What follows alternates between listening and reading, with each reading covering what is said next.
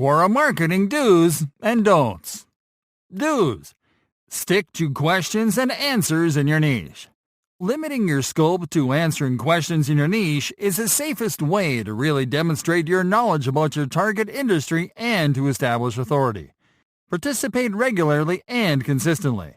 It is important that you stay active by answering questions regularly, if possible at a fixed time of the day. This will help you increase brand recall among readers who see your answers regularly in their feed. Be genuine.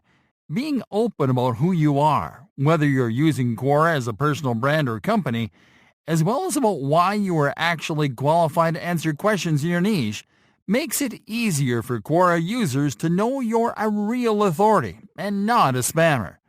Use stories in your answers. Quora users respond better to answers that read like stories, which means that it is important that you provide an anecdote or testimonial to illustrate the point of your answer. This way, users will feel encouraged to check your answers every time, even if only for the entertainment value of storytelling. Be informative. When answering a question or contributing with a reply, focus on being informative instead of promotional. Only do brand mentions when necessary. Be visual. Quora answers that include images attract more replies and views than answers without them. So, it is important that you include an image as long as it fits the context of your answer. Learn who's reading your answers. We recommend you to always check your views page to check the credentials and profile of the people that are reading your answers. This will help you to know what type of user is consuming your content, so you can better refine your answers to their niche. Create a brand voice. It is crucial that you create a brand voice, a unique and recognizable way of replying to questions. This will allow your brand to stand out on the platform. Use the editing tools. Formatting your answers the right way is vital to establish authority, so learn to use the editing tools available when you compose an answer or question. Be original. Before composing an answer or question, we recommend you to use the search bar to find out previous answers to similar questions on the same topic. That way, you will be able to identify missing information that you can add to the conversation, as well as to craft more original responses. Don'ts. Don't steal your answers.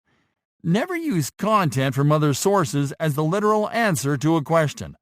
Duplicate content is not tolerated by Quora or the Quora community. Don't be off topic. Avoid commenting or replying to a question if you don't have anything valuable to add to the conversation.